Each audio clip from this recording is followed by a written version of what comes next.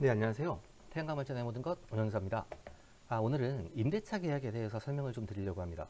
지방에 토지를 소유하고 계시거나 임야 또는 염전을 가지고 계신 분들, 아니면 건축물 상부에 임대 사업을 진행하시려는 분들이 많은데, 그래서 누군가 나에게 와서 임대차 계약을 해달라고 한다.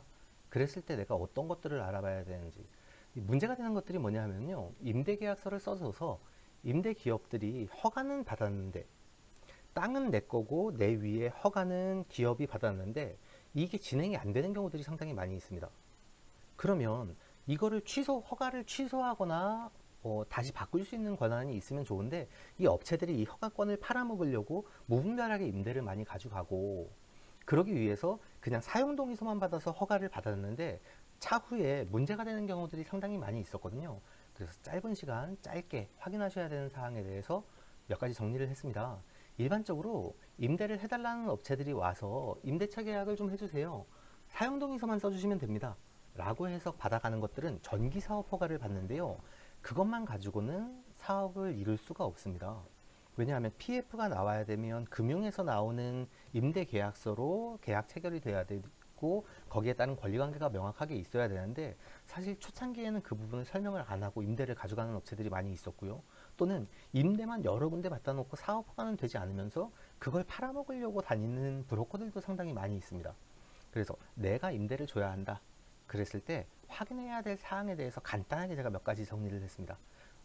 첫 번째로 업무 절차에 따른 기간 한정을 해주는 게 좋습니다. 계약서에 들어가는 게 좋은데요, 내가 토지 사용 승낙서를 써줬다, 허가를 받기 위해서.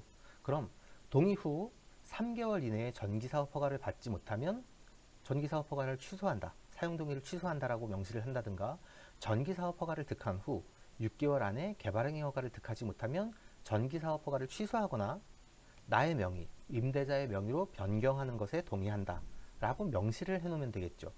이렇게 기간 한정을 해놓지 않으면 어떤 결과가 발생을 하냐면요, 전기사업 허가는 저 사람들 이름으로 받았는데 진행이 안 됩니다.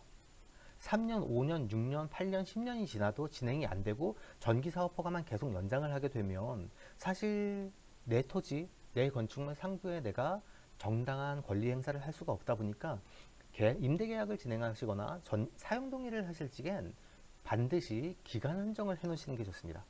두 번째는 예전에 이제 임야에 많이 진행이 됐던 건데요, 요즘에는 임야에 임대사업 진행한다는 분이 없어야 정상입니다. 혹시나 임야에도 임대를 달라고 할 경우에 확인하셔야 될 사항인데요, 개발행위 허가 신청 및 진행을 위한 각종 비용의 책임은 누가 지느냐. 당연히 임대기업에서 다 진다라고 하겠죠. 그런데 문제는 개발행위 및 지목 변경 신청을 위한 행정에 필요한 행정부담금을 누가 낼 것이냐는 겁니다.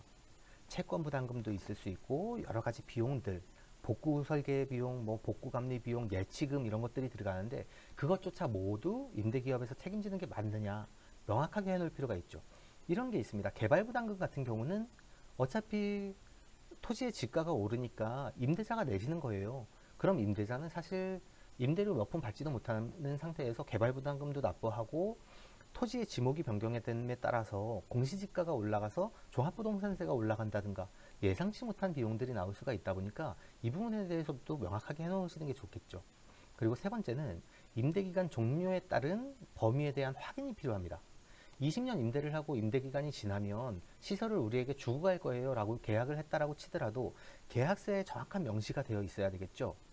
우리가 운영을 안 할 거다, 시설이 너무 안 좋다, 그러면 계약 종료 후 임대인이 원하게 되면 6개월 이내에 시설을 청구하고 원상복귀를 시킨다고 명시를 하든가, 아니면 계약 만료 6개월 전에 상호 협의하에 점검팀을 구성하고 그 점검팀이 시설을 점검할 수 있게 해서 완벽한 시설, 접속반이나 인버터에 문제가 없도록 정상 운전하는데 완벽한 시설로 복구를 완료해 놓고 인허가 권리를 임대인에게 돌려주겠다 라는 등의 계약서에 꼭 필요한 명시가 반드시 들어가야 합니다. 임대계약서, 사용동의서 보편적으로 한 장씩 받아가는 기업들, 업무를 진행을 못하는 이유가 뭐냐면요, 그것만 가지고 PF가 일어나지가 않습니다. 10억, 20억, 30억, 50억씩 하는 공사들을 그 업체들이 자부담으로 공사를 해서 진행하는 경우들은 거의 없다 보니까 PF를 일으켜야 되는데, PF를 일으키기 위해서는 금융단에서, 대주단에서 원하는 임대계약서를 가지고 임대계약을 체결을 해야 됩니다. 여기에 있는 임대계약에 있는 내용, 목적 정의에 대해서 토시 하나라도 틀리면 사실 자금이 나오지 않는 경우들이 많습니다.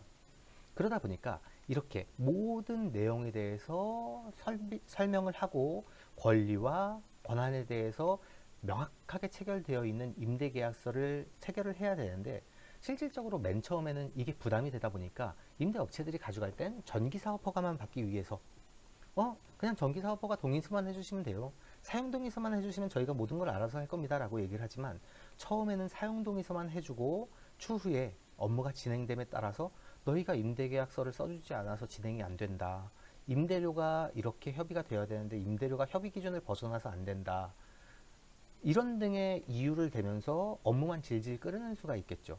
그러다 보니까 사용동의서를 쓰시더라도 기간 한정에 따른 권한과 권리를 명확하게 하고 쓰셔야 나중에 업무가 진행이 되지 않았을 때 내 맘대로 취소하거나 권리를 되돌리는데 도움이 될 것 같습니다.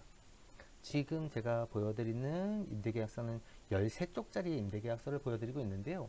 이게 정답이라고 말씀드리는 게 아니라, 이건 지금 저희가 진행했던 사업 안에 대출을 받기 위해서 그쪽 금융단에서 원했던 임대계약서고요. 이게 아니라 다른 사업을 진행할 때 다른 대주단이 들어오면 이거보다 더 복잡하거나 더 간략한 내용들이 들어올 수가 있겠죠. 그냥 사용동의서만 써줘서 사업이 진행된다거나 그렇게 쉽고 간단하게 진행되지 않습니다. 그러다 보니까 임대차 계약을 해주시거나 누군가 내 토지에 사업을 한다, 내 건축물 상부에 사업을 한다고 할지라도 조금 면밀하게 검토를 해보셔서 업무 진행을 하시는 게 좋을 것 같습니다. 그렇지 않게 될 경우엔 전기사업 허가 기간 동안 내가 내 권리를 행사할 수 없는 일들이 생기다 보니까요, 다시 한번 알아보시는 게 좋고, 모든 임대를 가져가려는 업체들이 그 사업을 성공적으로 진행할 수 있는 게 아닙니다. 그러다 보니까 권리와 권한을 명확하게 하고 이 사업 허가권에 대해서 어떻게 핸들링을 하고 진행을 할 건지에 대한 업무 포지션도 깔끔하게 정리를 하고 업무를 진행하시는 게 좋겠죠. 다음번에도 유익한 내용으로 준비해 드리도록 하겠습니다. 감사합니다.